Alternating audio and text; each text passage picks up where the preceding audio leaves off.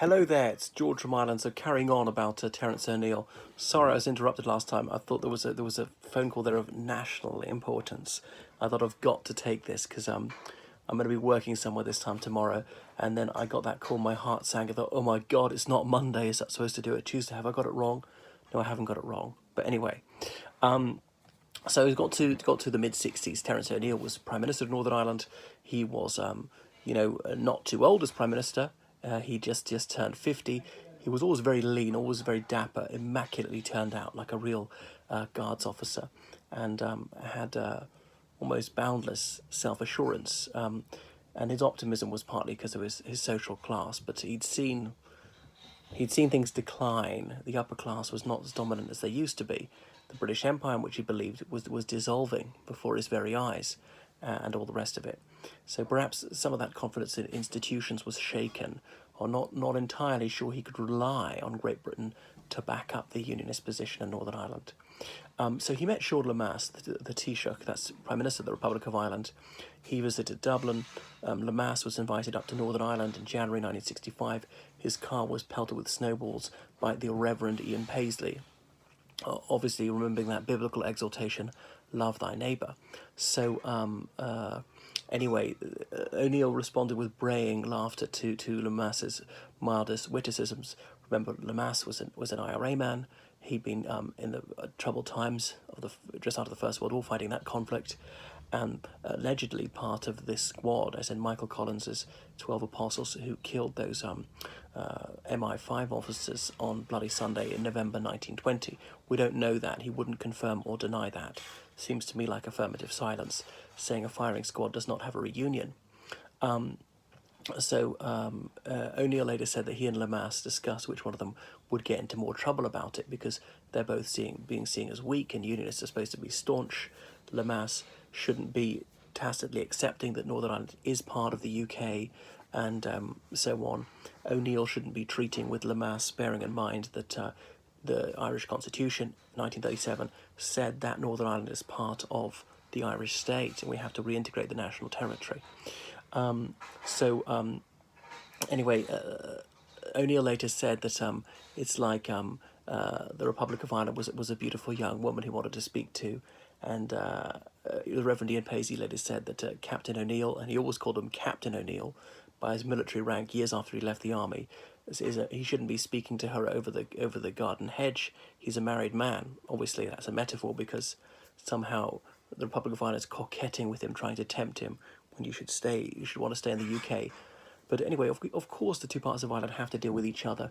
There was a big power station in the Republic of Ireland sending electricity to the north, for example, and there was one Unionist MP who was particularly close-minded, Sir Knox Cunningham.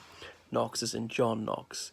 And anyway, he thought this was deeply suspicious because the power station happened to be in Maynooth, which is the main Catholic seminary in Ireland, as though it was sending Catholicism along the wires. But since partition, the two parts of Ireland had collaborated on numerous issues, on inland waterways, on lighthouses, which are all run from Dublin. And Brendan Behan, that writer, it was a former IRA man, he was painting a lighthouse in the Wee North in the 50s, and then he painted on it, permission to view this lighthouse must be obtained from Mr. E. de Valera, Phoenix Park, Dublin. Eamon de Valera being the president of the Irish Republic at the time, and his residence, Oris an Uachtaráin, as in Hall of the Chief, is in Phoenix Park. And some unionist woman was affronted by this, and then she went to get the RUC. But by the time the police came along, he'd painted it out so you couldn't see it. He was winding her up, but he was actually on the money, because lighthouses for the whole of Ireland were run from Dublin, or on bus timetables or trains. Obviously, they cooperate. And there were even, let's say, the RUC, Graham Shillington, when he was fairly senior officer, he used to lend his vehicle to the Garnisher Corner in Donegal and so on, because he was near the border. O'Neill later said that he felt it was a de facto, if not de jure, recognition of partition by the Republic of Ireland. And Lemass even gave a speech in Kerry in which he said, we need to face it, that clearly most people in Northern Ireland want to be part of the United Kingdom. I remember it was often pointed out, isn't it terrible that Northern Ireland is in the UK? I remember an old woman, I shan't say who, she said as a child she didn't even realise about partition. She was about 10. It just wasn't talked about. The Troubles weren't on then. And she heard that, and she said she was incensed. She felt heard drummers beating in her head when her teacher told her that. But it was not pointed out that that was because most people were unionists there and wanted it to be that way, and obviously it was more prosperous. Now, I know the prosperity wasn't evenly spread, and the Protestant community tended to be better off than the Catholic community. Not hugely. Most Protestants were working class, they didn't have a high income, and there were poor Protestants, just proportionally not as many as amongst the Catholic community. And partly because Catholics, well, tended to eschew contraception in those days, and people took that very seriously. Obviously, contraception was banned in the Republic of Ireland. Have more children. You don't need to be a genius to figure out the more children you have, the less money you're going to have for each one. And there was higher Catholic emigration, going abroad in search of work to the United States, Canada, Australia, sometimes Great Britain. And that was that. Obviously, the right to vote was linked to, for local elections and Stormont, not for Westminster elections, was linked to being the householder, either owning the house or paying the rent for the house. Whoever did that, and his spouse, it usually was the man who was in charge of doing all those things, or owned the house, and not the woman. Those two could vote, but anyone else couldn't vote. If you were a lodger, you didn't have the right to vote. If you were an adult but lived with your parents, you didn't have the right to vote. And remember, the age of legal majority was 21 then. Most people were in full-time work at 15, get married at 16 and the rest of it, but you couldn't vote till 21. So Lemass was making efforts to build bridges to the Catholic community, thinking he could persuade some of them to be Catholics, the Catholics to be Unionists. Didn't really work. And one of his strategies was to focus on local identity. Are we part of Northern Ireland, or just Ireland, or what, or the UK, or what? But this is all controversial. What's not controversial is you're from County Fermanagh, all right, or your town is Randallstown or Coleraine or something like that. So at a town level or a county level, that has a cross-community appeal. The tricky one is, do we say Derry or do we say Londonderry for the city and the county? And officially it was always Londonderry, and the way he would say it, the name of Northern Ireland's second biggest city, is Londonderry, really emphasising the London part, and the Derry almost afterthought, scarcely audible. And they were going to build this new town outside Belfast, a bit to the south, in mid-Armagh. But was it to be called Lismonistry or Clannarolla? They considered both names. Eventually they chose Craigavon, the name of the first Prime Minister of Northern Ireland, who died in 1940, who, again, is a contentious figure, disliked by nationalists. I wish you could re-record the Misha Nonu video, since cut off in the beginning I didn't even catch the good of it. Okay, sorry about that. So, and then at Christmas one time, he and I think it's Eddie McAteer, they read aloud from the verses from the Bible as a cross-community effort. So he was reaching out to the Catholic community. Some Unionist MPs thought he'd lost his head. He must have gone soft, because you were never going to persuade significant numbers of Catholics to become Unionists. And he said, Ulster's at the crossroads, you've got to decide which direction you want to go. And he's saying, well, that Catholics could live as Protestants in spite of the authoritarian nature of their church, and they don't have to live in a ghastly hovel with 14 children, all of which was rather abrasive. Now, okay, it's true the Catholic Church did have that Index Librorum Prohibitorum and so on. There were various things we're not supposed to do, like divorce or use contraception and so on. Not that the Protestants in Northern Ireland were mostly into free love. Certainly Ian Paisley wasn't, but they were more liberal, certainly. And in the Republic of Ireland, our laws really reflected that. Remember, to 1971, our constitution said the Catholic Church has a special status, and so that had legal effect. Judges took that into account in delivering rulings, and legislation reflected Catholic doctrine, which again is the way most people wanted it. Anyway, so the Northern Ireland Civil Rights Association was founded by this time, NICRA as I like to call it, and they were saying we must have a points system for allocating housing. It can't be just favouritism. Well, I think you'll vote my way, or, your cousin gave my sister a job, so we'll give you a house. It's got to be, you're a couple, are you? Do you have children? How many children do you have? How many years have you been waiting? Make it fair and transparent. And things like that. No more discrimination in employment.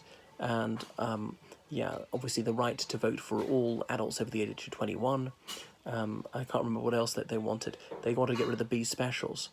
So the RUC when it was founded, they set up B specials.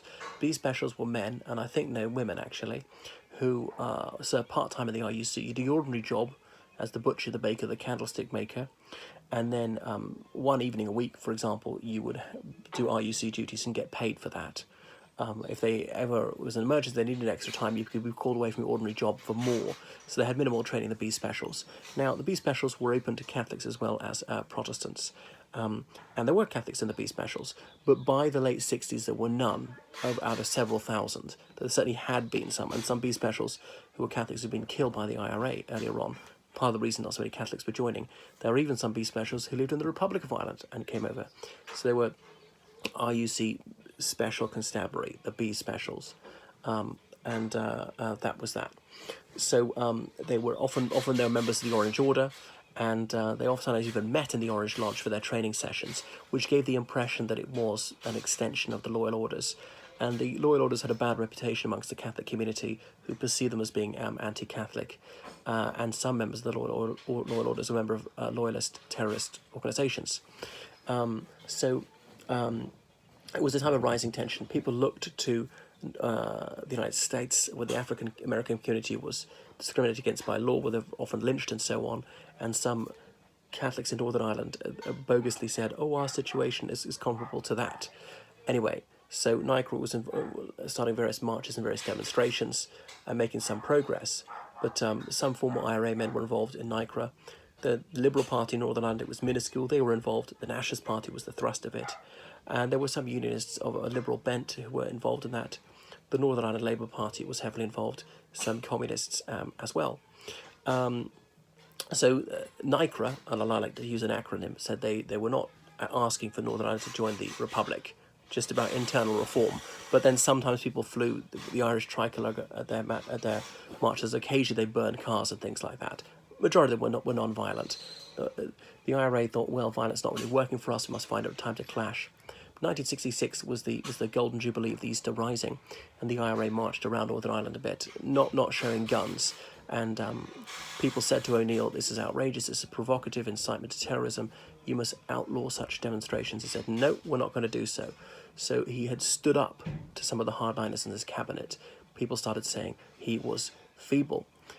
So Ian Paisley obviously denounced all this, or I think it was the 1966 Westminster election. Sinn Féin at their office in the Divis Street, Belfast, they displayed a tricolour. Hardly anybody noticed until Paisley made a hoo-ha about it and demanded that the RUC remove it, or he'll lead hundreds of his supporters to physically remove it. And the RUC, they went and they burst in there and they took down the flag. Because the Flags and Emblems Act said that interfering or defacing, desecrating the Union flag was a crime. That was that. So there started to be riots, started to be clashes. There was the Ulster Constitution Defence Committee, some loyalists who really disliked what NICRA was doing. So it's a time of rising tension and radicalism throughout the Western world because of the Vietnam conflict. There was, remember, May 1968 in the Sorbonne and other places in Paris, and the left bank. Hello, Diane. Huge-scale protests and strikes. The Baader Meinhof gang was active in Germany.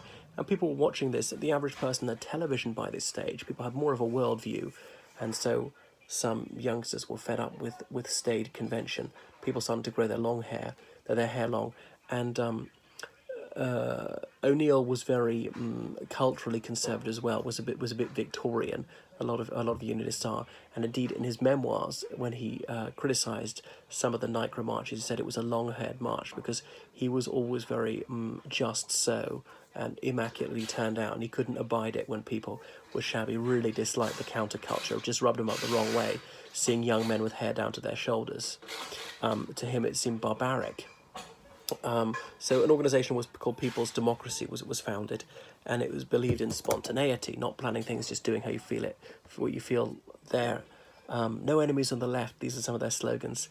So it was big at the Queen's University of Belfast. Bernadette Devlin, this woman from, I think, is it Cookstown, Tyrone, and she was there as an undergraduate, and she was a luminary of that. Later got herself elected to Parliament at the age of 21, as a unity candidate, as in the Nationalist Party and Sinn Féin fielding a single candidate, replacing an old school nationalist who was very traditionalist in many ways, because they wanted to change the state from one to another, one different nation state, but apart from that, very small C conservative. There was a Labour Republican candidate who'd won the Falls using the slogan "British rights for British citizens," but obviously most Catholics in Northern Ireland were later to spit blood at the very idea that they were British. So I don't want to get too much into the politics and the conflict of it, but we are talking about O'Neill here. So it was, I think, as Abbé Siest said, this is the most perilous time, the sort of pre-revolutionary stage, when a conservative system tries to reform itself, because the reactionaries will not countenance the least modicum of reform, and then the radicals, it's just never enough for them. They want absolute revolution, and it was very tricky for O'Neill, this balancing act, and there was increasing discontent and disenchantment amongst his party, and some people resigning from the cabinet, feeling he was going too far with reform, giving in to NICRA. This would lead to people to the Northern Ireland have to join the Irish Republic, and so forth. And this was all the fruit of his treating with Lemass. And obviously Lemass stood down and was replaced by Jack Lynch, the only Taoiseach from Cork. Hooray! Then there was the Burntollet Bridge incident, when O'Neill had said towards the end of 1968, okay, we've heard enough about reform for now, we must have a bit of security and order. But anyway, People's Democracy went on their march from Belfast to Derry, and at Burntollet Bridge, they were attacked by several hundred loyalists. Now, nobody was killed, but some people were beaten up, and the RUC were very tardy in intervening. A few of those who attacked them were off-duty members of the B Specials. I'm not sure if any convictions are forthcoming. Presumably they must have been, because some names were found of who had actually committed these assaults, and they were read out in Stormont by nationalists wanting to embarrass the unionist government. So O'Neill was in trouble. Ian Paisley was standing for Parliament against him, and O'Neill narrowly defeated him. But it was a humiliation. It was a moral victory for Paisley, who should have been absolutely thrashed by him. And O'Neill claimed that lots of Catholics voted for him, and he was very well received in the Catholic community. But of course, Ian Paisley would say, that proves how bad you are, because Catholicism is counterfeit Christianity. This is the whore of Babylon, Jezebel. That's who the Pope is, and things like that. So Paisley seems like an absolute loony these days. What a nutter, thinking that Catholicism is devil worship. So he said, you could call me anti-Catholic, but I love the poor dupes reason. Really, that's what Paisley said at a revival meeting in Armagh one time. So there had been a Protestant Unionist Party, as opposed to simply the Ulster Unionist Party, set up, standing against O'Neill's party. And I can't remember some of the other leading figures of this, or were worried about it. The UVF, Ulster Volunteer Force, had been refounded in 1966. It had originally been founded in January 1913, not 1912, like a lot of the murals say. But anyway, so far as I know, there was no link between the two, as in nobody who joined the 1966 foundation had also been in the 1913 foundation, mostly dead.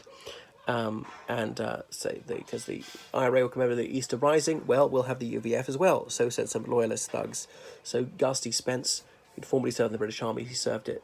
He joined it, and for him, just about any Catholic was in the IRA. So he murdered two Catholic men who were not in the IRA at all, and they were eventually caught, and he was given life imprisonment. Now, O'Neill had been in France for the 50th anniversary of the Battle of the Somme, and he flew back to Northern Ireland. He said, let nobody imagine there's any connection between the two organisations. The UVF of 1913 were founded to defend their country. This UVF is a criminal organisation murdering their fellow citizens. So that was that. But the UVF started to be more active and gain more members. And then in the middle of 1969 started setting off bombs, including at Silent Valley, this reservoir. And there was a false flag operation to pin it on the IRA, to put pressure on O'Neill. O'Neill, you're being limp-wristed, and the fact that you're so weak, that simply heartens the IRA, and they're commencing their campaign. The Union is in danger. No concessions to nationalism. So he'd lost the support of a lot of his party, and he was then eventually pressurised to resign. So he resigned as Prime Minister of Northern Ireland in the middle of 1969, and in his autobiography he says, blown from office. as in the explosions drove him out of office. And actually, it was the UVF brought him down, not the IRA. But the conflict was to become a lot worse. So he divided his time between Ulster and London for the rest of his life, and indeed he died in London in 1992. But he's a regular commentator on politics. His brother had been a Westminster MP for the Unionist Party as well. And there's a famous clip with him when he's politely crossing swords with Enoch Powell, discussing the 1974 election. Enoch Powell, a Conservative MP from Birmingham, he stood for Wolverhampton South West, but later he was an Ulster Unionist MP representing, I can't remember, was it South Down, but he lost a seat in 1987. You've seen that video, have you? So that was O'Neill. I mean, it's a pity his vision didn't come off. You know, my hero saying that unionism is for Catholics as well as Protestants. We've got to make it more appealing to people, make the country more prosperous. And he set his face against those who really are about Northern Ireland, who's about the UK as a whole. And saying, some people say, well, let's have a unilateral declaration of independence, as in looking to Zimbabwe, then called Rhodesia. He said that's ridiculous. Where are the Ulster armoured divisions, and where are the Ulster combat jets? They don't exist, and we couldn't afford to set them up. It's like a Protestant Sinn Féin. Don't be ridiculous. The whole idea of unionism is the union is being united with Great Britain, not separating therefrom, because London asks us to reform. So that was that. His efforts were ultimately unsuccessful. So there we are. He had his flaws, as I say, his something wrong with his psychological makeup. Wasn't warm, wasn't approachable to the other MPs, so wasn't clubbable. So this lack of camaraderie also undermined him, and people like Brian Faulkner had gone against him, or indeed, oh my goodness, I've forgotten his name, Sir James Chichester Clark. So a lot of his had gone against him, and these people were then to accept the very reforms that they'd opposed, and indeed have to go further in future years. So had there been timely reform embraced wholeheartedly, it would have been much better. A stitch in time saves nine. So there we are. So detested by the IRA. I suppose it's probably more dangerous to them because it was more reasonable, more moderate, and more open-minded. But perhaps not entirely free of prejudice. That was the era, unfortunately. So a good man. He tried to make Northern Ireland better, but unfortunately didn't work. Who suggested UDI to O'Neill? Good point. I don't know, sir. I don't know any names actually, but after 1965, after that happened in Zimbabwe, some loyalists talked about that briefly. There was, there's the Ulster independence movement was certainly going in 1998. I saw its posters in Portadown, or Vanguard in the late 70s was suggesting it, and David Trimble was part of that. So that's that. That's all about Terence O'Neill. There you are. I don't know where he lies buried. He was then ennobled Lord O'Neill of the Main, I think was his title, a life peerage. I knew his grandson, the Honourable Francois O'Neill. Maybe it wasn't life peerage. Greetings from America. Thank you, Sutherland. Okay, I've got to go now. Goodbye.